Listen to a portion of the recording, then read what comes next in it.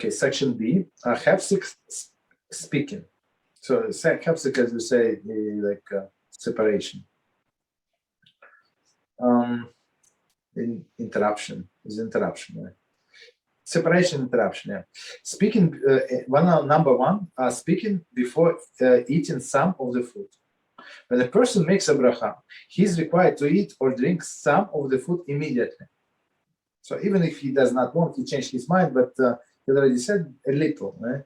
One may not utter even one word until some of the food is swallowed. For example, if the phone rings while one is making bracha, he must first take a bite and then sure to swallow some food before answering hello. If one made bracha in his office and his employer or an important client greet him or ask him a question before he made a chance to swallow some food, he must remain silent until he will swallow some food. Okay.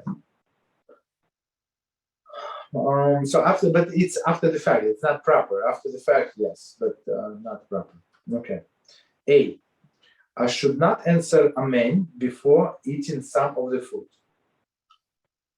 Since the speaking between bracha and eating some of the food is considered an interruption, one may not answer amen to another person's bracha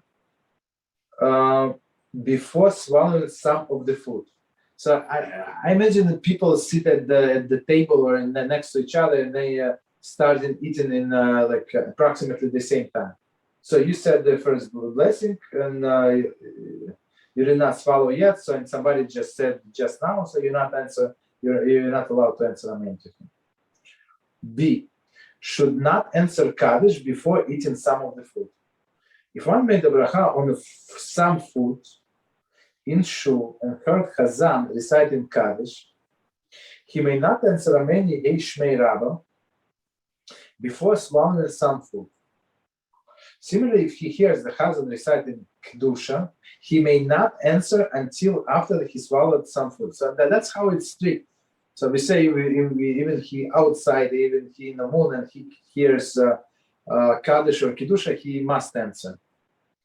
Right, and they say on this, as we learn in the kitzur, of this phrase, "Amen yehei shmei Rabba," the whole world, right, is endured because of this phrase, because the Jew is saying that, right. And now we say if he did not swallow his food, he's not allowed to answer all these things. So it shows you that it's very serious matter, right.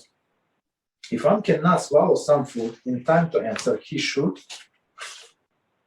remain silent and have intent to be yotze with the Chazan's recitation of the Amen yehei shmei Rabba or Kedusha. So that's the first. That's very simple. So as we said before, listening silently, of course, is like answering. B'diavad. So after the fact, if one did speak before making the first bite, the bracha is not valid, and second bracha is required. One more time. If one did speak before taking the first bite, right, his bracha is not valid, and second bracha is required. If he spoke between bracha and in eating the food, he must say another bracha. If one first put some food in his mouth, started chewing, and then spoke before swallowing, it is questionable whether b'diavad the bracha is valid. So as we say, it is questionable. So A, if he had started to taste the food, there is a saliva swallowed was imbued with taste, then he spoke, this bracha is valid, b'diavad. So it's on b'diavad. Okay. I have a question. Since it's questionable whether the bracha is valid b'diavad, and so it might be an avera of you eating the banana, right? Mm-hmm. Because you might have not actually said a bracha, correct? Mm-hmm. Mm-hmm. So in that case, is it good to let's say have some bites, just that one bite and then leave it, or no? No. Since it's questionable, is the proper way is to say blessing on something that you did not mean to. For example, you ate banana, or the blessing on a banana is Bareh Pri Chadama, and then you have a granola bar. So on granola bar, you also say Bareh Pri Chadama. You understand? So and have in mind. So I want to cover this banana also, just in case. Understood. That's would be according to all of the opinions. Okay. D, exceptions. Spoke about things needed for a meal. If b'diavad, one spoke in order to obtain something needed for the food, upon which he made bracha, it is not considered interruption, and bracha is valid. For example, if between birchas hamotzi and swallowing some of the bread, he asked for salt, right? The bracha is valid. Okay. I mean, it's why would he sit down if there is no salt on the table, right? I don't know. Furthermore, when even if his request is for something that will be needed during the course of the meal, it is not considered an interruption. For example, the guest appears just as one made birchas hamotzi. Before eating bread, the host quickly asked the guest to wash. Since his request was related to the meal, it is not considered interruption, and his bracha is valid. So I mean, it's for me, it's like hard to swallow example, right? So now you want this guy to eat with you, so you tell him, I don't know. The way I see it, like the most straightforward way. Okay, these guys came late for whatever reason. We don't judge him, but you start eating. You already said blessing. You start eating, and then he can make his own hamot. So what is the problem?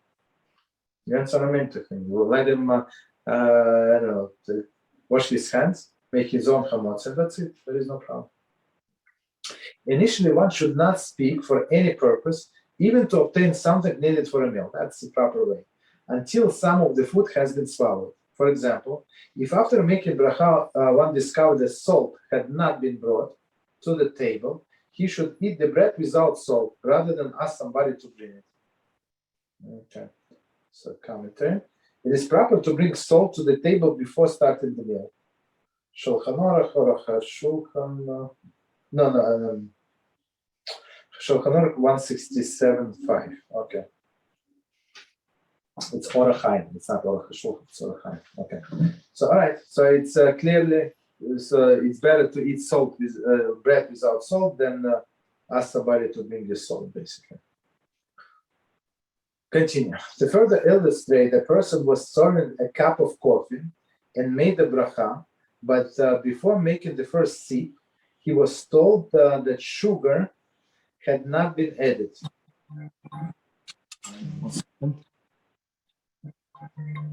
That sugar had not been added.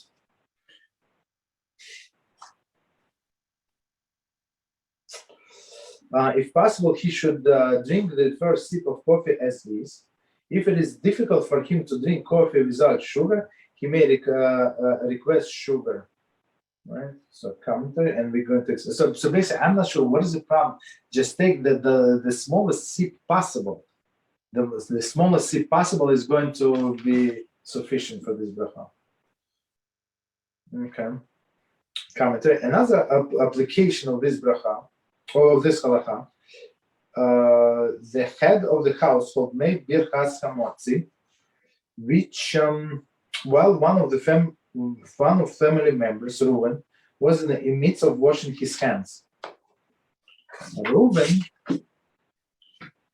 may answer Amen, and then recite Al Nitilas Yadayim before drying his hands, and then eat the challah. The recital of Al Nitilas Yadayim is not considered an interruption since it was needed for the meal. I think this is a very interesting example. Let me read it again. So one more time. Another application of this halakha: the head of the household made birchas hamotzi, while one of the family members, Reuben, was in the midst of the washing the hands. So, I mean, they forgot about Reuven. I don't know what happened. So he's still washing his hands, right? He did not say Al Nitilas Yadayim yet. Reuven may answer Amen to the recite Amen to the Hamotzi blessing, and then recite Al Nitilas Yadayim. So, right, there is no interruption before drying his hand and eat the and in the challah, meaning without his personal blessing. The recital of Al Nitilas Yadayim is not considered an interruption since it was needed for a meal. So that's, I think it's a very interesting example.